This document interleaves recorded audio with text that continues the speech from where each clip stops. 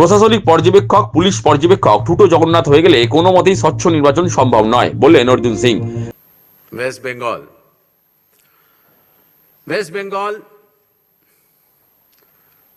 the 294 assembly constituencies, the polling shall be held in two phases. In the first phase, 152, and the second phase, 142. The date of poll shall be 23rd of April and 29th of April. And the counting shall be together for all, that is 4th of May, 2026.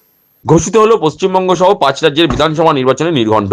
দিল্লির বিজ্ঞান ভবনে রবিবার বিকেলে সাংবাদিক বৈঠকে নির্বাচনের দিনক্ষণ ঘোষিত হলো। বাংলায় মাত্র 2 দফায় নির্বাচন হবে। 23 ও 29 এপ্রিল হবে ভোট গ্রহণ। ভোট গণনা হবে 4 মে।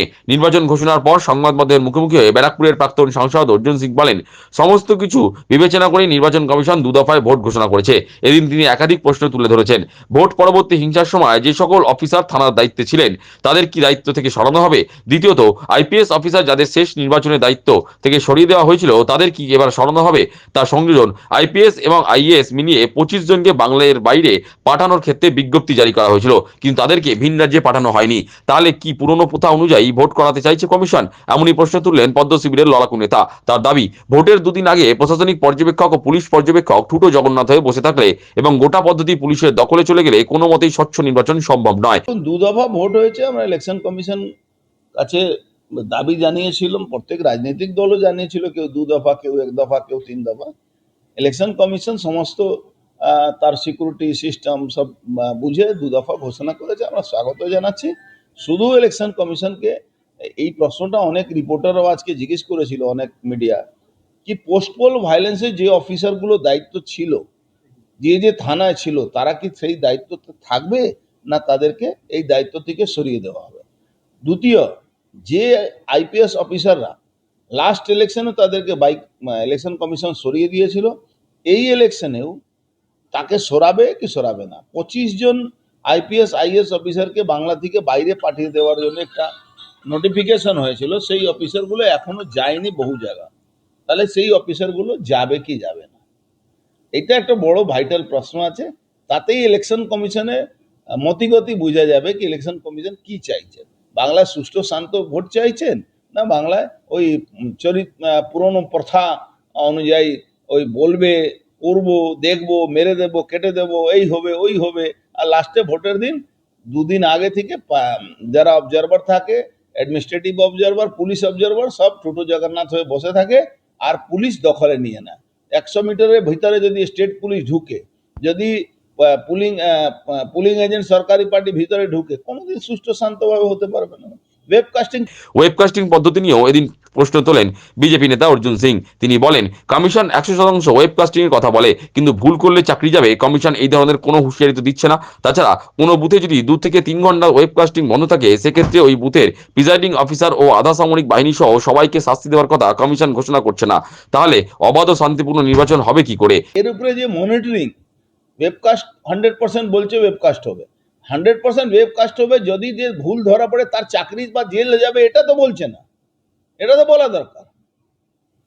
এটা না বললে তো লাভ কি আছে? এটা বরাবরই শুনি 100% ওয়েবকাস্ট হবে, মাইক্রো অবজারভার থাকবে, অমুক থাকবে, তমুক থাকবে। বাট ওয়েবকাস্টিং কে চালায়? ওয়েবকাস্ট 2 ঘন্টা 4 ঘন্টা বন্ধ থাকবে। এবার ওয়েবকাস্ট 2 ঘন্টা 4 ঘন্টা বন্ধ যে থাকবে, সেখানকার presiding officer, first pulling, second pulling, third pulling, paramilitary force সবাইকে সাসপেন্ড, তার চাকরি থেকে তুলে দেওয়া, সরিয়ে দেওয়া উচিত। তাকে জেলে ঢোকানো দরকার। যদি এই ভয়টা থাকবে, তাহলে দেখবেন ফ্রি অ্যান্ড ফেয়ার ইলেকশন হবে।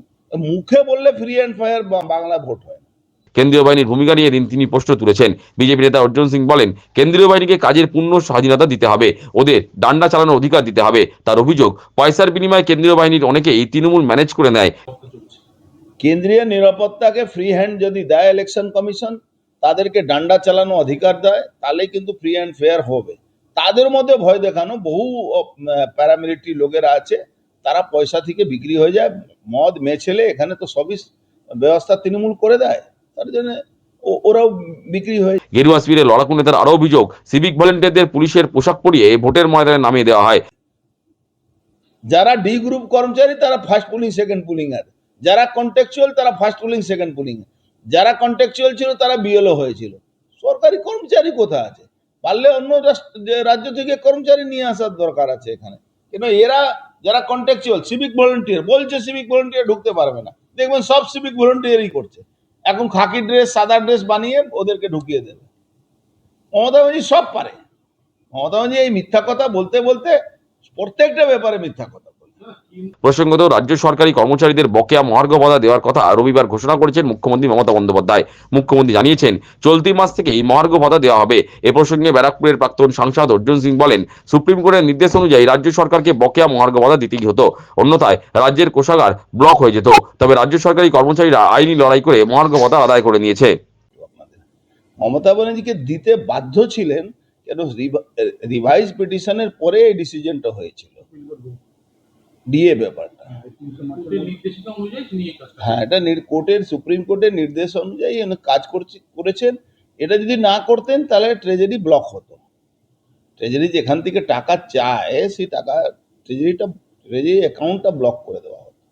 এটা উনি বুঝতে পেরেছেন, এই জন্য এটা দিতে বাধ্য ছিলেন। আর কি আছে এর মধ্যে? উনার কোনো মানে উনি দিয়েছেন তাহলে তো উনি রুকেছিলেন কেন? এইটা কথাটাই ভুল না। উনি তো দিচ্ছেন না। সুপ্রিম কোর্টে লড়াই করে যারা সরকারি কর্মচারী আছে আদায় করেছে। ফার্স্ট বার দিলেন না, সেকেন্ড বার 31 মার্চ অব্দি সময় ছিল, আজকে 15 মার্চ উনি ঘোষণা করেছেন কি হ্যাঁ আমি দিচ্ছি।